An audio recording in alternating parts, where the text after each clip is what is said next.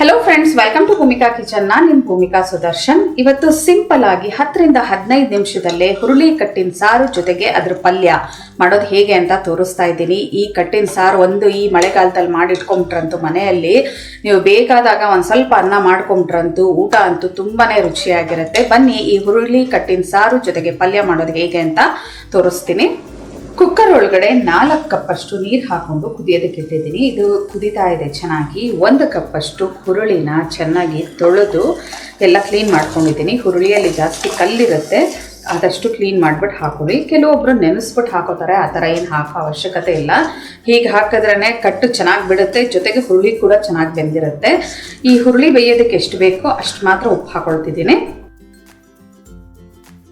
ಒಂದ್ಸಲ ಈ ಥರ ಎಲ್ಲ ಮಿಕ್ಸ್ ಮಾಡಿಕೊಂಡು ಇವಾಗ ಇದನ್ನು ಲಿಡ್ ಕ್ಲೋಸ್ ಮಾಡ್ಕೊಳ್ತೀನಿ. ಲಿಡ್ ಕ್ಲೋಸ್ ಮಾಡಿಕೊಂಡು 4 ರಿಂದ 5 ವಿಷಲ್ ಮೀಡಿಯಂ ಟು ಲೋ ಫ್ಲೇಮಲ್ಲಿ ಕೂಗಿಸ್ಕೊಳ್ತೀನಿ. ಆವಾಗ ಹುರುಳಿ ಚೆನ್ನಾಗಿ ಬೇಯುತ್ತೆ, ಜೊತೆಗೆ ಕಟ್ಟು ಕೂಡ ಬಿಡುತ್ತೆ. ಪ್ರೆಷರ್ ಬಿಟ್ಟಿದೆ ನೋಡಿ. ಹುರುಳಿ ಹಿಂಗಂದ್ರೇ ಗೊತ್ತಾಗ್ತಾ ಇದೆ ಎಷ್ಟು ಸಾಫ್ಟ್ ಆಗಿ ಎಷ್ಟು ಚೆನ್ನಾಗಿ ಬೆಂದಿದೆ ಅಂತ. ಒಂದು 5-6 ವಿಷಲ್ ಅಂತೂ ಕೂಗಿಸ್ಕೋಬೇಕು. ಇವಾಗ ಹುರುಳಿನೇ ಸಪ್ರೇಟು, ನೀರೇ ಸಪ್ರೇಟ್ ಮಾಡ್ಕೊಳ್ಳೋಣ. ನೋಡಿ, ಚೆನ್ನಾಗಿ ಶೋಧಿಸ್ಕೊಂಡಿದ್ದೀನಿ. ಇವಾಗ ಈ ಏನು ಕಟ್ಟಿದೆಯಲ್ಲ, ಈ ಕಟ್ಟಿಗೆ ಸಾರು ಮಾಡ್ಕೊಳ್ಳೋಣ. ಸಾರು ಮಾಡೋದಕ್ಕೆ ಈರುಳ್ಳಿನ ಈ ಥರ ಸುಟ್ಟುಬಿಟ್ಟು ರುಬ್ಬಿಟ್ಟು ಹಾಕೊಂಡ್ರೆ ತುಂಬ ರುಚಿಯಾಗಿರುತ್ತೆ. ಸುಡೋಕ್ಕಾಗಲ್ಲ ಅಂತ ಅನ್ನೋರು ನೀವು ಫ್ರೈ ಮಾಡಿಬಿಡ್ಬೇಕಾದ್ರೂ ಹಾಕೋಬೋದು. ಇದನ್ನು ಕ್ಲೀನಾಗಿ ಒಳ್ಳೆ ಘಮ ಬರೋವರೆಗೂ ಸುಟ್ಕೊಳ್ತೀನಿ. ಸುಟ್ಕೊಂಡಿರೋಂಥ ಈರುಳ್ಳಿನ ಮಿಕ್ಸರ್ ಜಾರ್ ಒಳಗಡೆ ಹಾಕೊಂಡಿದ್ದೀನಿ. ಹಸಿ ಘಮ ಹೋದರೆ ಸಾಕು ಈರುಳ್ಳಿದು. ಒಂದು ಅರ್ಧ ಕಪ್ಪಷ್ಟು ಬೇಯಿಸಿರೋವಂಥ ಹುರುಳಿ, 1 ಟೇಬಲ್ ಸ್ಪೂನ್ ಹಸಿ ತೆಂಗಿನ ತುರಿ. ಇವಾಗ ಇದಕ್ಕೆ ಸ್ವಲ್ಪ ನೀರು ಹಾಕ್ಕೊಂಡು ರುಬ್ಕೊಳ್ತೀನಿ. ಸ್ವಲ್ಪ ನೀರು ಹಾಕ್ಕೊಂಡು ರುಬ್ಕೊಂಡಿದ್ದೀನಿ. ಇದನ್ನು ಪಕ್ಕ ಎತ್ತಿಟ್ಕೊಳ್ಳೋಣ. ಬೇಳೆ ಕಟ್ ನೀರು ಏನು ತೊಗೊಂಡಿದ್ನಲ್ಲ ಅದನ್ನು ಕುದಿಯೋದಕ್ಕೆ ಇಟ್ಟಿದ್ದೀನಿ ಹೈ ಫ್ಲೇಮಲ್ಲಿ. ಇವಾಗ ಇದಕ್ಕೆ ನಿಂಬೆಹಣ್ಣು ಗಾತ್ರದ ಹುಣಸೆ ಹಣ್ಣು ರಸ ತೆಗೆದಿಟ್ಕೊಂಡಿದ್ದೀನಿ. ಒಂದು 3/4 ಭಾಗದಷ್ಟು ರಸ ಹಾಕ್ಕೊಂಡು ಹುಳಿ ನೋಡ್ಕೊಂಡು ನಂತರ ಹಾಕೊಳ್ಳೋಣ. ಇವಾಗ ಮೊದಲೇ ಉಪ್ಪು ಹಾಕಿರೋದ್ರಿಂದ ಇದಕ್ಕೆ ಎಷ್ಟು ಬೇಕಷ್ಟು 1 ಟೀ ಸ್ಪೂನಷ್ಟು ಉಪ್ಪು ಹಾಕೊಳ್ತಾ ಇದ್ದೀನಿ, ರುಚಿಗೆ ತಕ್ಕಷ್ಟು. Sambar powder 1 tablespoon. ಅಚ್ಕಾರದ ಪುಡಿ ಖಾರಕ್ಕೆ ಒಂದು ಸ್ವಲ್ಪ ಇರಬೇಕು, ಅದಕ್ಕೋಸ್ಕರ 1 ಟೀ ಸ್ಪೂನಷ್ಟು ಹಾಕೊಳ್ತಾ ಇದ್ದೀನಿ. ನಂತರ ಉಪ್ಪು ಖಾರ ಹುಳಿ ನೋಡಿಕೊಂಡು ಬೇಕಿದ್ರೆ ಇನ್ನೊಂದು ಸ್ವಲ್ಪ ಅಚ್ಕಾರದ ಪುಡಿ ಹಾಕೋಬೋದು. ಎಲ್ಲ ಚೆನ್ನಾಗಿ ಮಿಕ್ಸ್ ಮಾಡ್ಕೊಳ್ತೀನಿ. ಇದು ಕುದಿಯೋದಕ್ಕೆ ಶುರು ಆಗಲಿ. ಕುದಿಯೋಕ್ಕೆ ಶುರು ಆದ ನಂತರ ರುಬ್ಬಿರೋದು ಹಾಕೊಳ್ಳೋಣ. ಉಪ್ಪು ಹುಳಿ ಖಾರ ಎಲ್ಲ ಈ ಕಟ್ಟಲ್ಲಿ ಕುದಿಯೋದಕ್ಕೆ ಶುರು ಆಗಿದೆ. ಇವಾಗ ರುಬ್ಬಿರೋವಂಥ ಮಿಶ್ರಣನ ಹಾಕೊಳ್ತಾ ಇದ್ದೀನಿ. ಇದಕ್ಕೆ ಇನ್ನೊಂದು ಅರ್ಧ ಲೋಟ ನೀರು ಹಾಕೊಳ್ತೀನಿ. ಇವಾಗ ನೀವು ಉಪ್ಪು ಹುಳಿ ಖಾರ ಎಲ್ಲ ಪರ್ಫೆಕ್ಟ್ ಆಗಿದೆಯಾ ಅಂತ ನೋಡಿಕೊಂಡು ಸರಿ ಮಾಡ್ಕೋಬೇಕಾಗುತ್ತೆ. ಇದನ್ನು ಏನಿಲ್ಲ ಅಂದರೂ 10 ರಿಂದ 12 ನಿಮಿಷ ಚೆನ್ನಾಗಿ ಕುದಿಸ್ಕೋಬೇಕು. ಒಂದು ಒಗ್ಗರಣೆ ಹಾಕೊಂಡ್ರೆ ಹುರುಳಿ ಕಟ್ಟಿನ ಸಾರು ರೆಡಿ ಆಗುತ್ತೆ ನಿಮಗೆ. ಸಾರು ಚೆನ್ನಾಗಿ ಕುದಿಯೋಷ್ಟರಲ್ಲಿ ಕಾಳಿಗೆ ಒಗ್ಗರಣೆ ಹಾಕೊಂಡ್ಬಿಡೋಣ. ತುಂಬ ಸಿಂಪಲ್ ಒಗ್ಗರಣೆ. 2 ಟೇಬಲ್ ಸ್ಪೂನ್ ಎಣ್ಣೆನ ಬಾಣಲಿ ಒಳಗಡೆ ಹಾಕಿದ್ದೀನಿ. ಎಣ್ಣೆ ಚೆನ್ನಾಗಿ ಕಾಯ್ತಿದ್ದ ಹಾಗೆ ಸಾಸಿವೆ ಅರ್ಧ ಟೀ ಸ್ಪೂನ್, ಕಡಲೆಬೇಳೆ 1 ಟೀ ಸ್ಪೂನ್, ಉದ್ದಿನಬೇಳೆ 1 ಟೀ ಸ್ಪೂನ್. ಸಾಸಿವೆ ಚೆನ್ನಾಗಿ ಸಿಡಿಯೋದಕ್ಕೆ ಶುರು ಆಗಲಿ. 3 ಹಸಿಮೆಣಸಿನ್ಕಾಯಿನ ಉದ್ದುದಕ್ಕೆ ಕಟ್ ಮಾಡ್ಕೊಂಡಿದ್ದೀನಿ. ನಿಮಗೆ ತುಂಬ ಏನಾದರೂ ಖಾರ ಅನಿಸುತ್ತೆ ತೆಗೆದುಬಿಡ್ಬೋದು, ಅದಕ್ಕೋಸ್ಕರ. ಹಸಿಮೆಣಸಿನ್ಕಾಯಿ ಒಂಚೂರು ಫ್ರೈ ಆಗಲಿ. ಹಸಿಮೆಣಸಿನ್ಕಾಯಿದು ಹಸಿ ಘಮ ಹೋಗ್ತಿದ್ದ ಹಾಗೆ 1 ಚಿಕ್ಕ ಸೈಜ್ ಈರುಳ್ಳಿನ ಸಣ್ಣದಾಗಿ ಕಟ್ ಮಾಡ್ಕೊಂಡಿದ್ದೀನಿ. ಜೊತೆಯಲ್ಲೇ 1 ಕೈ ಕರಿಬೇವಿನ ಸೊಪ್ಪು.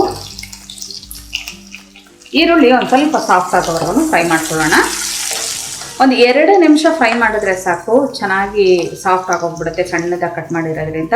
ಉಪ್ಪು ರುಚಿಗೆ ತಕ್ಕಷ್ಟು ಹಾಕ್ಕೊಳ್ತೀನಿ, ಯಾಕೆಂದರೆ ಕಾಳು ಬೇಯಿಸ್ಬೇಕಾದ್ರೂ ಹಾಕಿರೋದ್ರಿಂದ.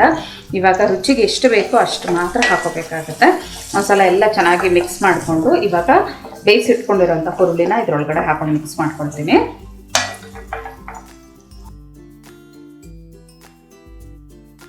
ಹುರುಳಿ ಹಾಕೊಳ್ತಿದ್ದ ಹಾಗೆ ಅದರ ಮೇಲೆ 1 ಟೇಬಲ್ ಸ್ಪೂನ್ ಅಷ್ಟು ಹಸಿ ತೆಂಗಿನ ತುರಿ ಹಾಕೊಳ್ತೀನಿ. ಈ ಥರ ಇದ್ರ ಜೊತೆಲೇ ಹಾಕೊಂಡು ಬಿಸಿ ಮಾಡ್ಕೊಳ್ಳೋದ್ರಿಂದ ಪಲ್ಯ ಜಾಸ್ತಿ ಹೊತ್ತು ಕೆಡೋದಿಲ್ಲ.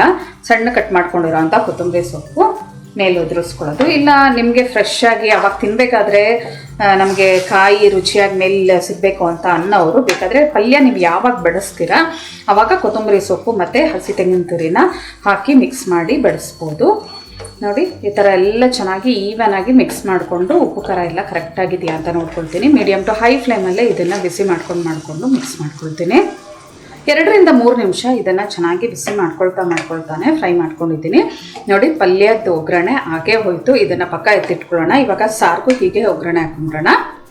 ಒಂದು ಚಿಕ್ಕ ಬಾಣಲೆಯಲ್ಲಿ 1 ಟೇಬಲ್ ಸ್ಪೂನ್ ಎಣ್ಣೆ ಹಾಕೊಂಡಿದ್ದೀನಿ. ಎಣ್ಣೆ ಒಂಚೂರು ಚೆನ್ನಾಗಿ ಬಿಸಿ ಆಗ್ತಿದೆ ಹಾಗೆ 1 ಟೀ ಸ್ಪೂನ್ ಸಾಸಿವೆ ಚೆನ್ನಾಗಿ ಸಿಡಿಯೋದಕ್ಕೆ ಶುರು ಆಗಲಿ.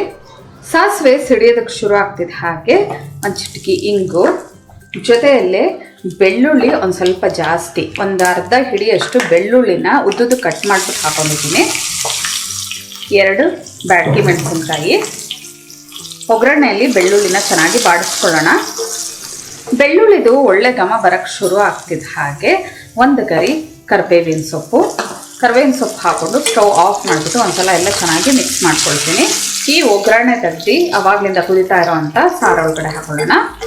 ಸಾರು ಅವಾಗಲಿಂದ ಚೆನ್ನಾಗಿ ಕುದ್ದಿದೆ. ಈ ಹುರುಳಿ ಕಟ್ಟಿನ ಸಾರು ಯಾವಾಗಲೂ ಎಷ್ಟು ಕುದಿಯುತ್ತೆ ಅಷ್ಟು ರುಚಿಯಾಗಿರುತ್ತೆ. ಇವಾಗ ನಾವೇನು ಒಗ್ಗರಣೆ ಹಾಕೊಂಡಿದ್ವಲ್ಲ ಅದನ್ನು ಇದರೊಳಗಡೆ ಹಾಕ್ಕೊಂಡು ಈ ಒಗ್ಗರಣೆನ ಒಂದ್ಸಲ ಎಲ್ಲ ಚೆನ್ನಾಗಿ ಕುದಿಸ್ಕೊಳ್ತೀನಿ.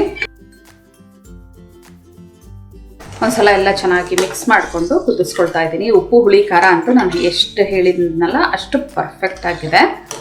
ಎಲ್ಲ ಚೆನ್ನಾಗಿ ಕುದಿಸ್ಕೊಂಡಿದ್ದೀನಿ.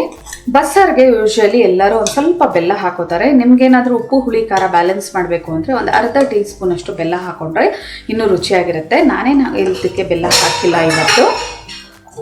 ಸ್ಟವ್ ಆಫ್ ಮಾಡ್ತಾ ಇದ್ದೀನಿ. ಈ ಹುರುಳಿ ಸಾರು ಕಟ್ಟಿನ ಸಾರು ತುಂಬ ಚೆನ್ನಾಗಿ ಕುದ್ದಿದೆ.